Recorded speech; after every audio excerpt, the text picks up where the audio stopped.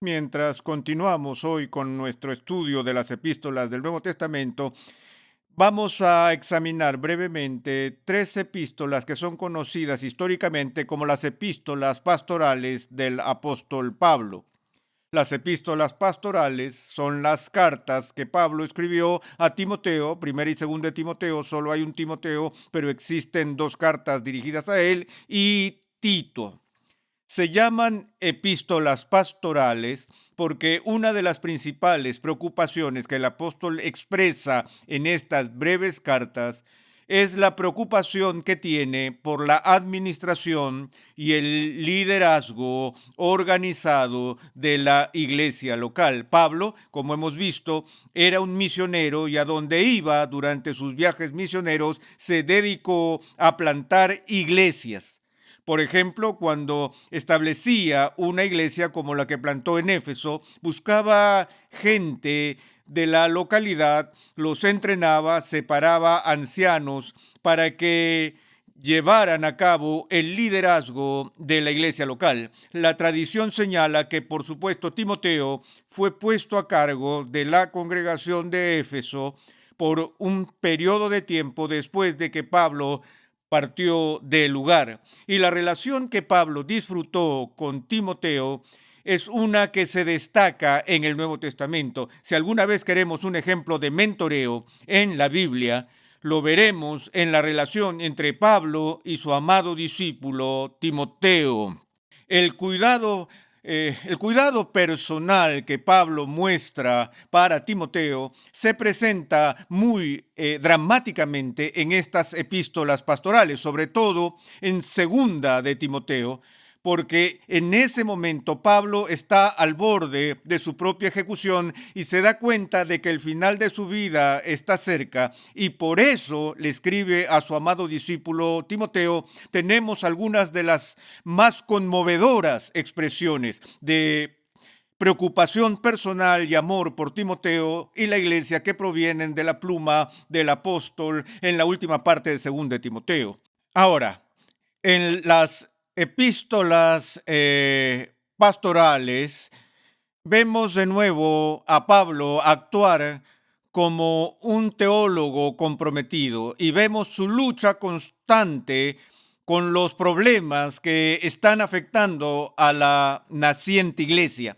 Uno de los más atroces de esos problemas es el contagio de las congregaciones con falsa doctrina. Estoy sorprendido de que en nuestros días queramos prestarle tan poca atención a los temas de sana doctrina.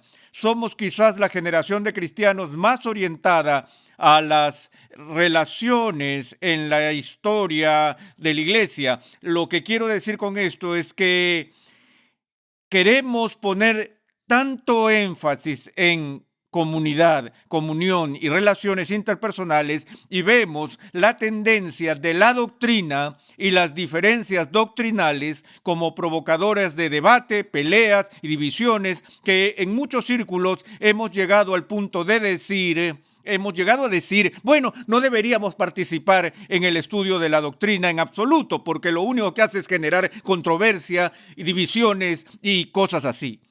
Pero esa idea sería totalmente ajena al pensamiento del apóstol Pablo, porque Pablo siempre veía una relación indisoluble entre una verdadera comprensión de la palabra de Dios y las relaciones correctas.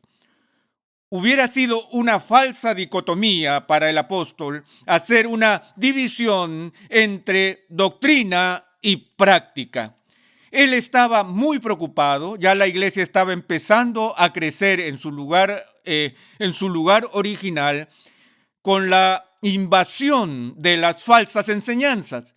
Existe esa tendencia de forma particular en cualquier nueva iniciativa que está más o menos en sus etapas formativas, donde todo el mundo quiere imponer su punto de vista particular o sus opiniones sobre la institución naciente. Así vemos que esta preocupación se repite una y otra vez en las epístolas pastorales. Pero también hemos visto que Pablo estaba preocupado por dar directrices para la administración de las iglesias locales. En el capítulo 3 de Primera de Timoteo tenemos el texto clásico de las calificaciones del Nuevo Testamento para el liderazgo de la iglesia. El capítulo 3 de Primera de Timoteo comienza con estas palabras. Palabra fiel es esta: si alguno aspira al cargo de obispo, buena obra desea hacer. Un obispo debe ser, pues, irreprochable, marido de una sola mujer, sobrio, prudente, de conducta decorosa, hospitalario, apto para enseñar, no dado a la bebida, no pendenciero, sino amable, no contencioso, no avaricioso, que gobierne bien su casa, teniendo a sus hijos sujetos con toda dignidad. Pues si un hombre no sabe cómo gobernar su propia casa, ¿cómo podrá cuidar de la iglesia de Dios? No un recién convertido, no sea que se envanezca y caiga en la condenación en que cayó el diablo. Debe gozar también de una buena reputación entre los de afuera de la iglesia para que no caiga en descrédito y en el lazo del diablo. Ahora, muchas personas que han leído esta lista particular con los requisitos o credenciales para ser obispo o anciano de la iglesia local han sido llevados a un nivel de desesperanza que los lleva a decir: si yo me mido a la luz de estos requisitos, ¿cómo podría ser digno de ocupar un oficio sagrado o una vocación tan santa? Yo me siento así cuando leí estos requisitos que allí estaban establecidos. Si los miramos con atención en un sentido absoluto, parecería que todos nosotros estamos realmente descalificados para servir en posiciones de liderazgo en la iglesia. Ahora bien, la teoría de algunos estudiosos del Nuevo Testamento señala que el género literario que el apóstol utiliza aquí, en este segmento de la carta pastoral, es llamado un panegírico. Un panegírico tiene sus raíces en las aclamaciones públicas de los héroes o en el contexto de una oración fúnebre en la que se elogia a alguien, y el proceso en ese tipo de circunstancias cuando honramos a alguien públicamente, ya sea en la muerte o en algún otro evento. Tenemos una tendencia a extrapolar las cualidades más prominentes que se exhibieron en vida o que se pusieron de manifiesto en su vida antes de que falleciera, y en ese sentido son puestas de forma prominente, casi de una forma idealizada, exagerada. Ahora, si eso es lo que Pablo está haciendo, él está diciendo: aquí están los rasgos de carácter que estamos buscando entre los líderes de la iglesia. Nadie los tiene de manera absoluta, pero cuando una persona los manifiesta en alguna medida o en algún grado cualitativo, emerge como un candidato para este tipo de liderazgo. Ahora, hay controversias que han surgido en la historia de la iglesia sobre algunos de los requisitos específicos que se plantean. Por supuesto, el primero, un obispo o un anciano debe ser intachable. Esta es la primera señal de que estamos hablando en términos idealistas, porque ninguno de nosotros es sin culpa. Entonces es obvio que el apóstol no está hablando en un sentido absoluto. Pero la segunda característica es la que ha provocado mucha controversia: marido de una sola mujer. ¿Qué quiso decir con esto? Bueno, él no explicó lo que quiso decir. Hay varias posibilidades de lo que el autor podría haber tenido en mente. Una de ellas es que si alguien va a ser un anciano obispo, no puede estar divorciado. Hay muchas iglesias que han tomado la posición de que los ancianos, obispos u oficiales de la iglesia no pueden ser divorciados, incluso si se juzga que son la parte inocente en el juicio de divorcio. Eso no importa. ellos no son elegibles para tener un cargo en una iglesia. Como dije, hay muchas iglesias que tienen esa posición, pero si el texto significa que solo se puede ser el marido de una mujer y descarta a cualquiera que sea divorciado o divorciado y vuelto a casar, entonces también por extensión tendría que excluir a un viudo que toma a una segunda esposa. Lo que hace preguntarnos por qué razón eso descalificaría a alguien de ocupar un cargo en la iglesia. La otra opción es la alternativa que yo favorezco, y es que Pablo está hablando dentro del escenario del siglo I y que uno de los requisitos para el liderazgo de la iglesia es la monogamia, que un pastor u obispo o anciano no puede escandalizar a la comunidad cristiana al tener varias esposas. Esta declaración simplemente prohíbe la poligamia. Bueno, hay otras preguntas acerca de la capacidad de enseñar, en qué grado un obispo o un anciano debe tener la capacidad de enseñar. No necesariamente debe tener doctorados o ser extremadamente dotado, sino que deben ser capaces de conocer las cosas de Dios y ser capaces de comunicar al rebaño ese conocimiento de algún modo y con algún grado de habilidad. Igualmente leemos en el versículo 8, de la misma manera también los diáconos deben ser dignos de una sola palabra, no dados a mucho vino, ni amantes de ganancias deshonestas, sino guardando el misterio de la fe con limpia conciencia.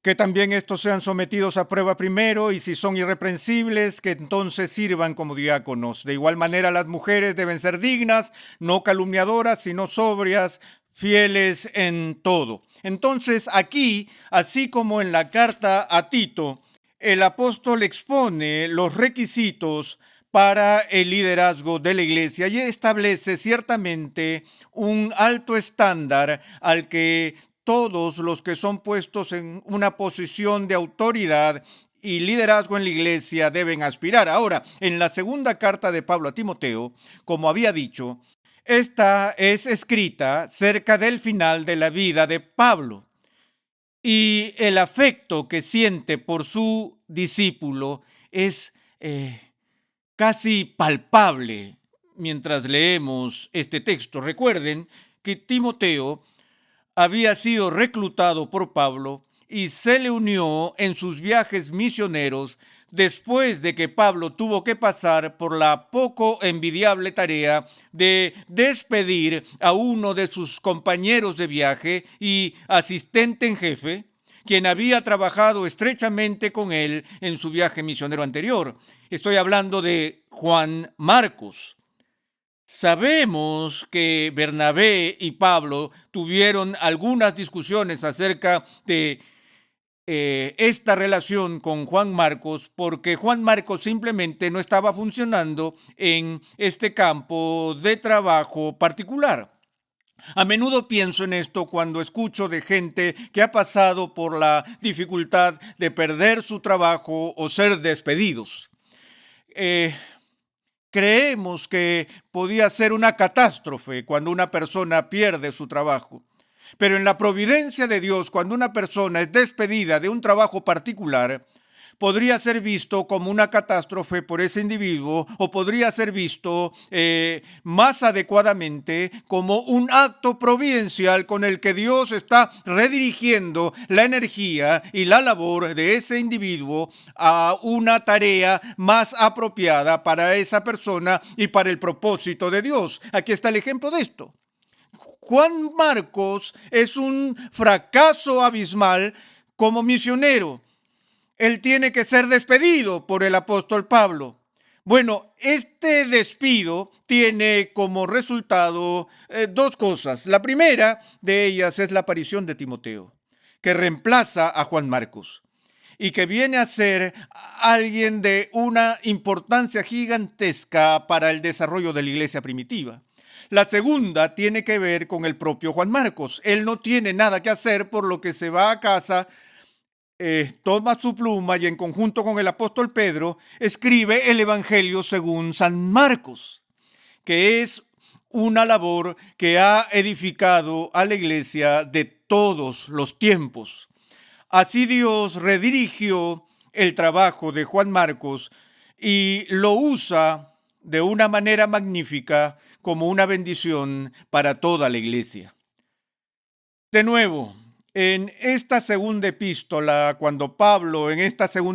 mientras Pablo está enfrentando su ejecución inminente, se observa cómo él concentra la energía de su preocupación y su pasión a su discípulo Timoteo. Casi podríamos leer esto como su última voluntad y testamento, donde Pablo dice a Timoteo: Timoteo, estoy a punto de partir. Vas a tener más y más responsabilidad y liderazgo en la iglesia. Estas son las cosas principales de las que necesitas tener cuidado. Estas son las cosas que debo advertirte. De nuevo vemos la tremenda preocupación de Pablo por la verdad. Dice en el capítulo 3 de 2 de Timoteo: pero debes saber esto, que en los últimos días vendrán tiempos difíciles, porque los hombres serán amadores de sí mismos, avaros, jactanciosos, soberbios, blasfemos, desobedientes a los padres, ingratos, irreverentes, sin amor, implacables, calumniadores, desenfrenados, salvajes, aborrecedores de lo bueno, traidores, impetuosos, envanecidos, amadores de los placeres en vez de amadores de Dios, teniendo apariencia de piedad, pero habiendo negado su poder. El apóstol no está hablando aquí acerca de la degeneración del mundo pagano, sino que está hablando de lo que ocurrirá en medio de la iglesia, cuando todavía habrá una muestra exterior de religión. Habrá un espectáculo y la gente todavía abrazará los credos, pero todo va a ser de forma externa y la verdadera sustancia de realidad se perderá. Y dice que a los tales evita.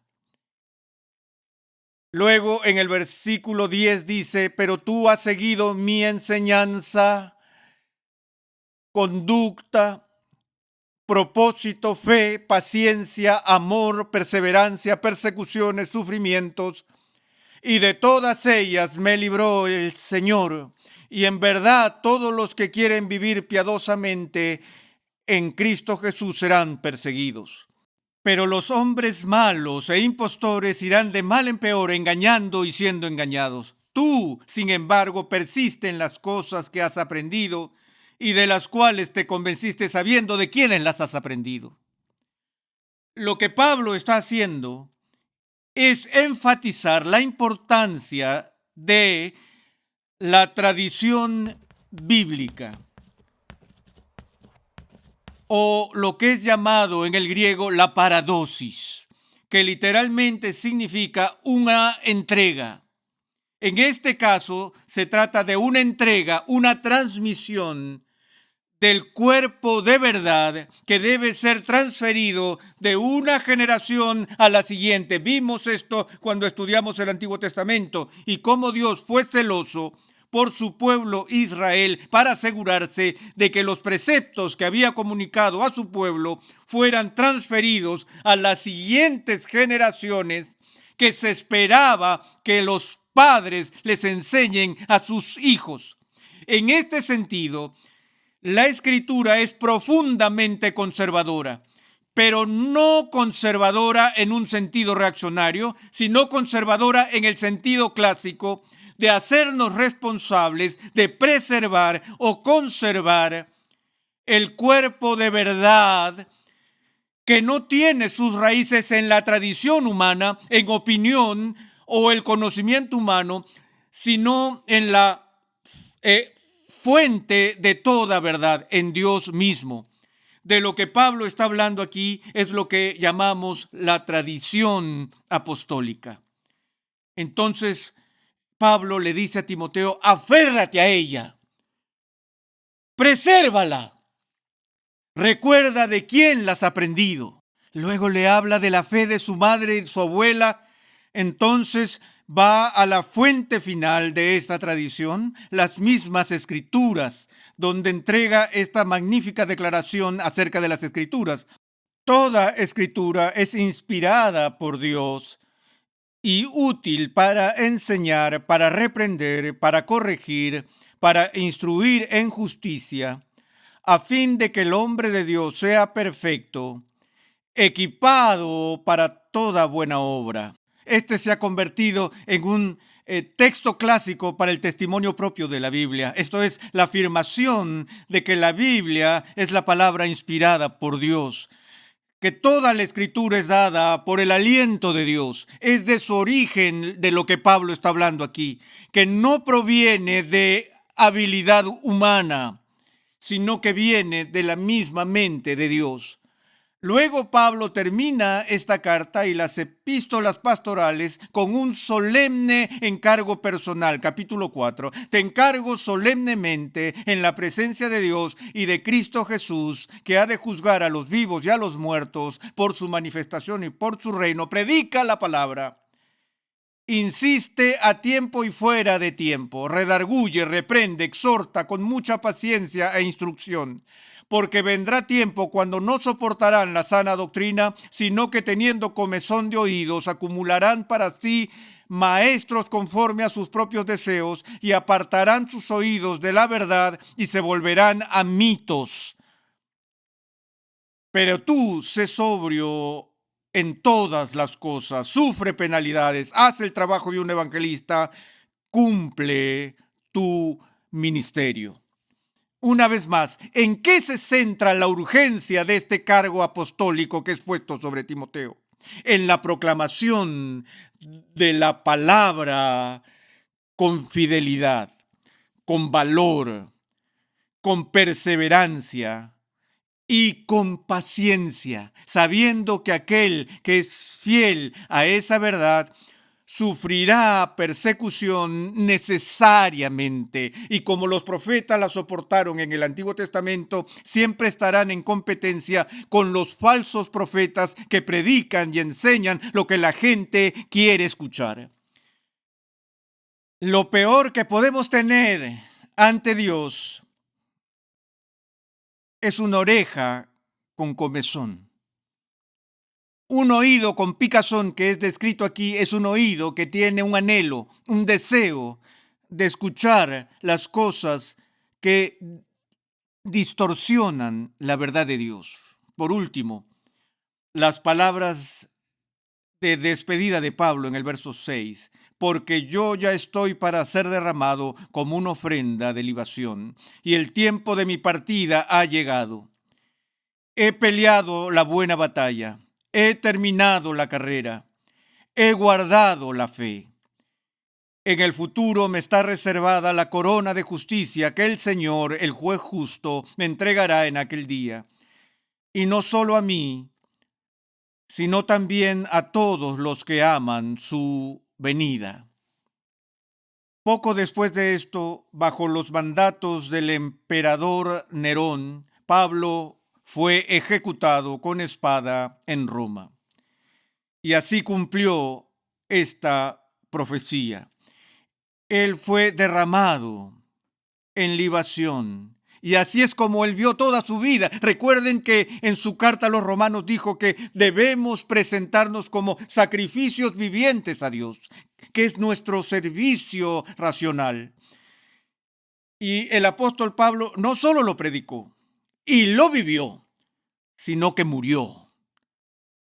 Dio su vida como una ofrenda de alabanza a Cristo. Oh, cuánto desearía ser capaz de decir al final de mi vida y al final de mi ministerio que he peleado la buena batalla y he terminado la carrera y he guardado la fe.